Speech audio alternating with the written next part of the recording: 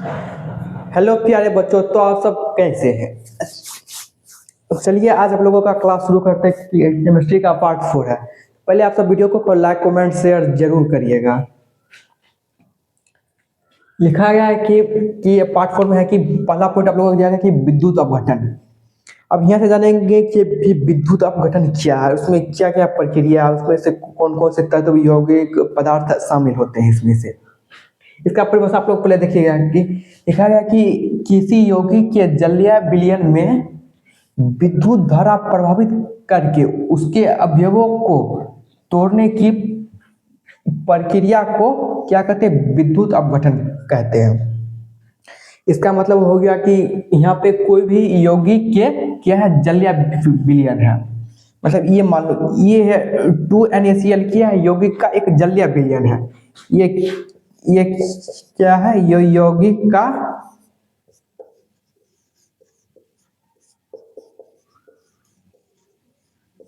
जलीय विलयन है। ये 2NaCl यौगिक का जलीय विलयन है। अब इसमें हम क्या देंगे, विद्युत धारा देंगे। यहाँ पे देखिए विद्युत धारा दे दिए और यह जो यह है इसे टूट जाएगा। ये टूट के दो अणु बन जाएंगे। यहाँ पे पहला अणु बनेंगे 2Na और दूसरा बनेंगे क्लोरीन, या नाइट्रोजन और क्लोरीन बनेंगे यहाँ पे। और दूसरा एग्जाम्पल अब यहाँ पे जल लिख लो, जल। ये जो H2O किसका सूत्र है, H2O जो है ये जल का सूत्र है। और इसमें जब हम विद्युत धारा प्रभावित करते हैं तो यह दो हाइड्रोजन बनता है और ऑक्सीजन बनता है। यह दोनों टूट जाते हैं इसमें विद्युत धारा देने पर। इसी को कहा गया कि विद्युत अपघटन। आप विद्युत अपघटन का संक्षिप्त रूप में आप ये भी लिख सकते हैं कि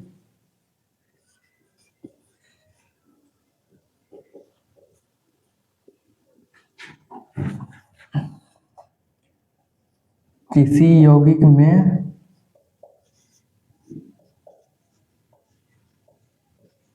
विद्युत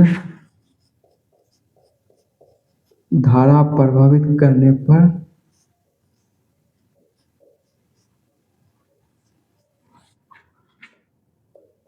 वह यौगिक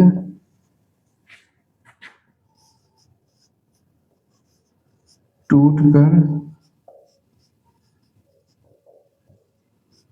नए वस्तु का निर्माण करता है।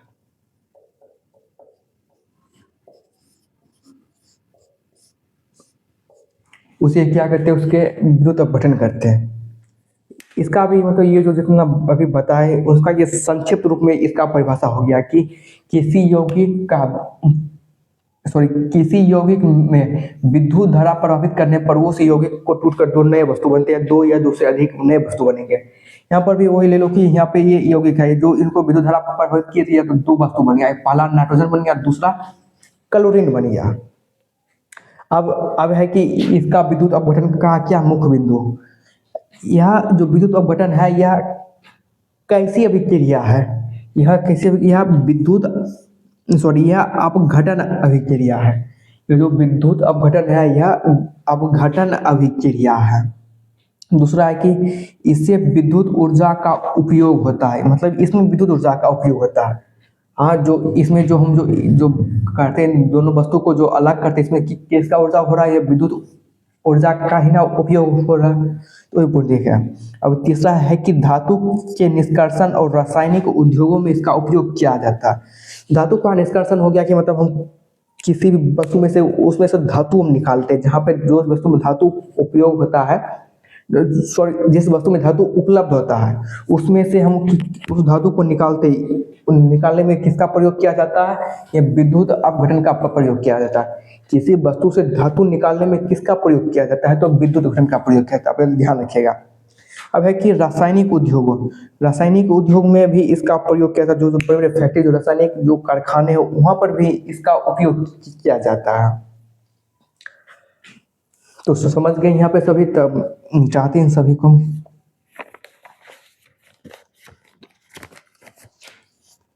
ये सब पॉइंट आप लोग सब नोट करते चलिएगा।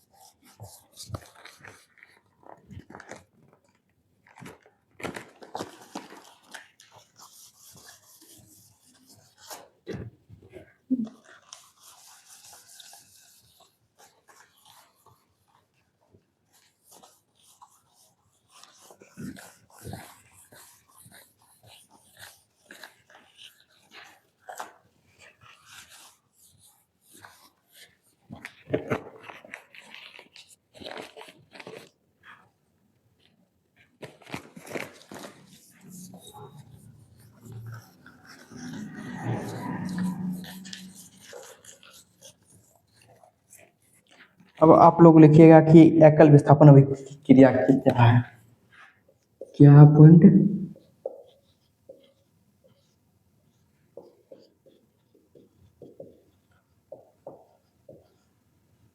एकल विस्थापन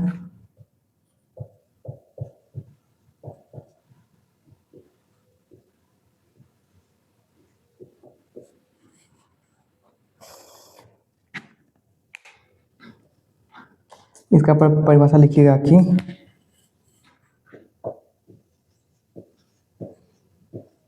जिस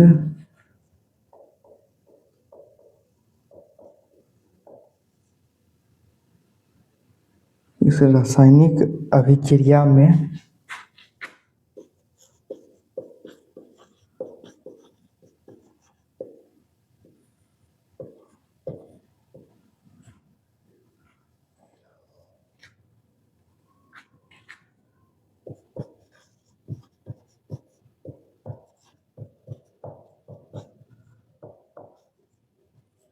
किसी यौगिक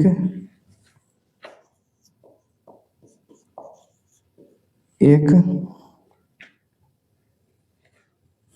यौगिक के एक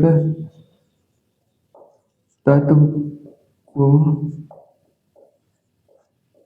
कोई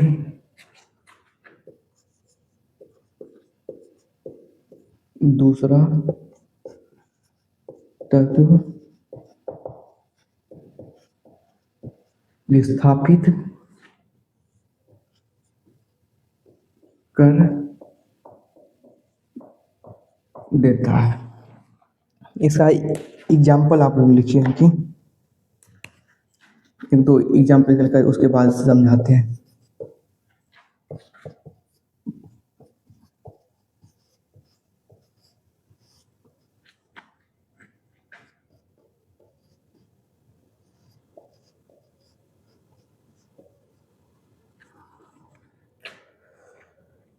दूसरा एग्जाम्पल भी लिख लीजिए।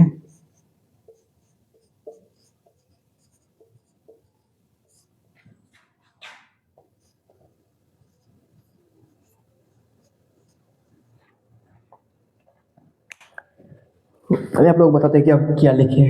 यह क्या है? एकल विस्थापन अभिक्रिया। अब हम जानते हैं कि एकल विस्थापन अभिक्रिया क्या है।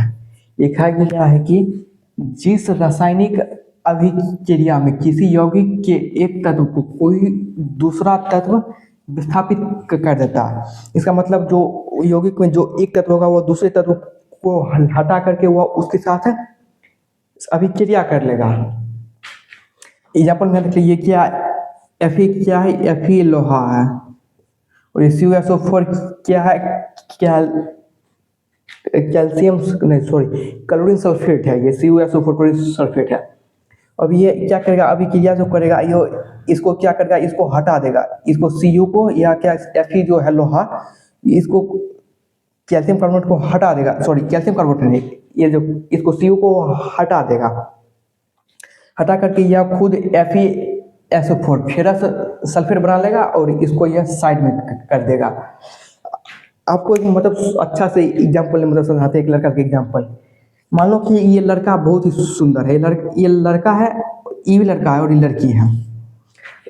लड़की ये लड़की पहले इसके साथ थी और ये अभी ये इसके तरफ, ये लड़की जो है इसकी तरफ हो गया, आकर्षण हुआ इन दोनों के बीच। और ये जो CuSO4 ये काला है और ये Fe क्या है? उजला है, बहुत ही साफ है, इससे ज्यादा साफ है ये। तो वही करेगा कि ई की करेगी, इसको लात मार के इसके साथ वो चलाएगी। यहाँ पे लिख सकते हैं, यहाँ पे ये दोनों साथ हो गया और इसको भगा दिया गया वहां से। वही बात है यहाँ पर भी। यहाँ भी जिंक ले लो और ये CuSO4 ले लो। यहाँ पर भी वही बात है कि ये काला है और ये साफ है, तो इन दोनों वही साथ में भी क्रिया कर लेगा और Cu को वो हटा देगा वहां से। ये हो गया कि एकल विस्थापन अभिक्रिया, इसी को कहते हैं। आप अपने भाषा में लिख सकते हैं कि किसी भी रासायनिक अभिक्रिया में एक तत्व दूसरे तत्व को हटाकर वह उसके जगह ले लेता है। कि आप ऐसा भी लिख सकते हैं कि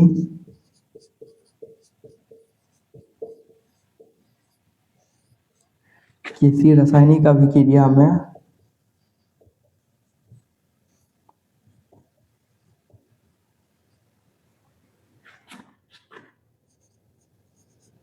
तत्व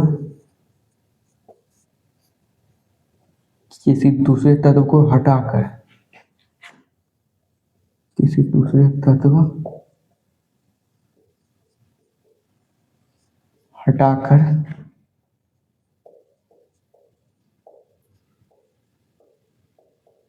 उसका जगह ले लेता है। ये आप अपनी भाषा में भी ऐसा लिख सकते हैं कि यहाँ पे देखो, यहाँ पे जो एफ ई है इसको या क्या क्या क्या सी ओ को क्या क्या हटा दिया और इसका जगह ले लिया कौन, एफ ई ले लिया यहाँ पर। इसी को हम क्या कहते हैं, एकल विस्थापन अभिक्रिया का कहते हैं।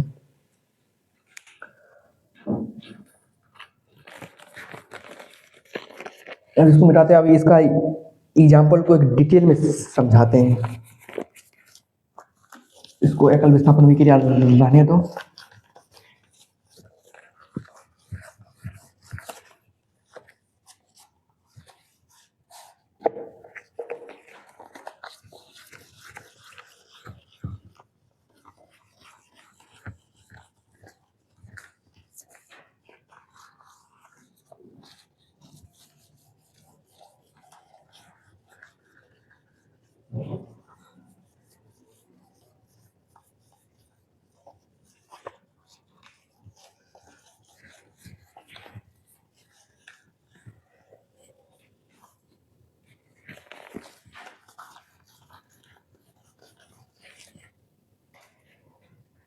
क्या एकल विस्थापन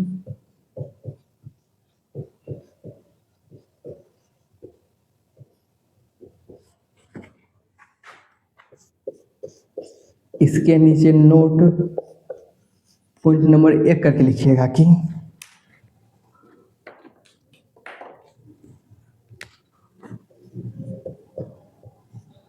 लोहा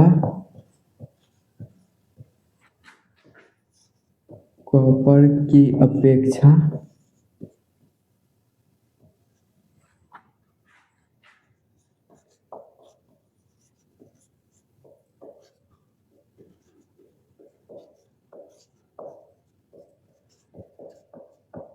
अधिक क्रियाशील होता है। अब इसको समझाते एग्जाम्पल लीजिए कि लोहा क्या है, एफ ही है, और कॉपर CuSO4।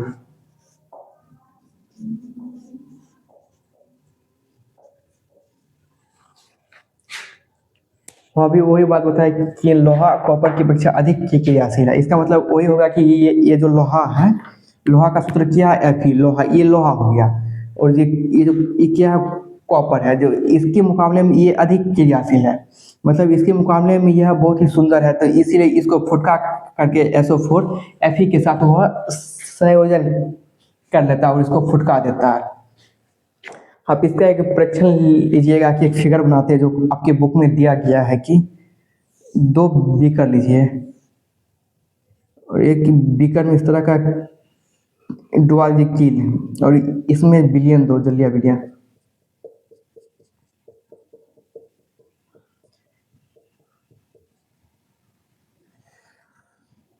दूसरा बीकर लिए और इसके ऊपर भी इस तरह का परत जम जाता है।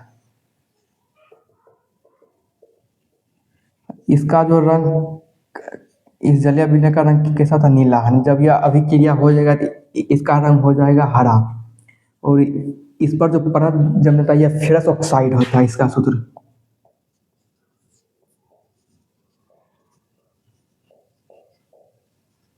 फेरस ऑक्साइड अर्थात FeSO4। यह जो अभिक्रिया एक सिंपल है, जो बीकर लिया गया, बीकर में एक जलीय विलयन दिया गया, जलीय विलयन में क्या दिया गया, कील। ये क्या है, कील है, ये कील हो गया, और इसमें जब अभिक्रिया नहीं हुआ रहता है तो इसका रंग नीला रहता है और इस पर पूरा फ्रेश होता है। इस पर मतलब कोई प्रकार का ये जो है ये पूरा फ्रेश था, नया का नया कील रहता है। जब वो अभिक्रिया जब हो जाता है तो इसके ऊपर जब पर एक परत जम जाता है, भूरा रंग का परत। इसका रंग कैसा, तो जो परत का रंग, परत का रंग कैसा रहता है, भूरा रहता है। कैसा सा रंग, भूरा। और इस परत को क्या कहते हैं हम, फेरस ऑक्साइड कहते हैं, FeSO4 कहते हैं। और जब ये अभी क्लियर हो जाएगा तो इसमें जो जल या विलयन जो जल है, जो इसमें जो विलयन है, इसका रंग रंग परिवर्तन होता है। रंग कैसा हो जाएगा? हरा हो जाएगा यहाँ पे इसका रंग।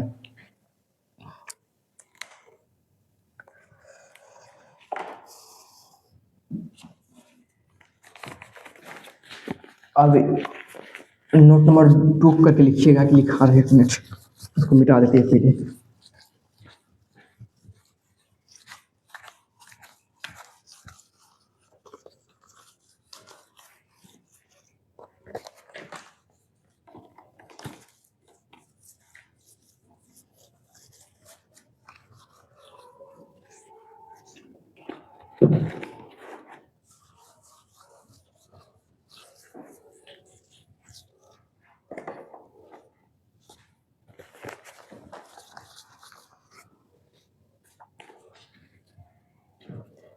दूसरा नंबर लिखिएगा कि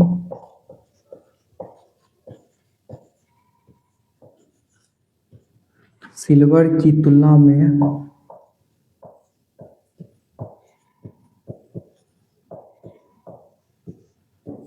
कॉपर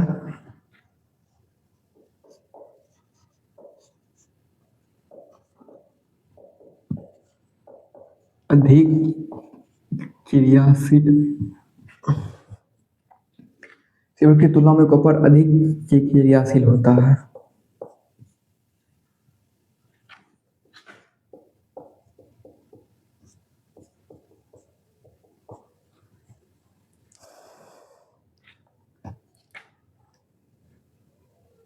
कहे कि सिल्वर की तुलना में कॉपर अधिक क्रियाशील होता है।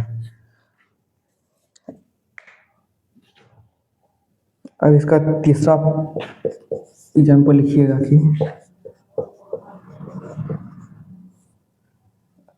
ब्रोमीन क्या है?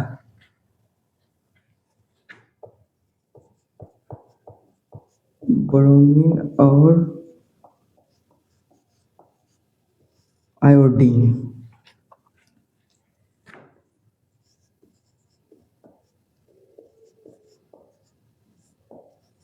क्लोरीन की अपेक्षा में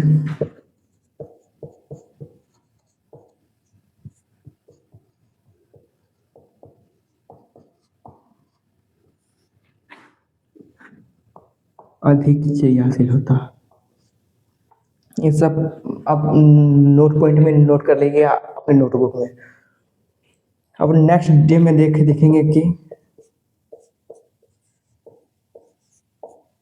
नेक्स्ट डे में जानेंगे कि उभय विस्थापन क्या है। उभय विस्थापन क्या है?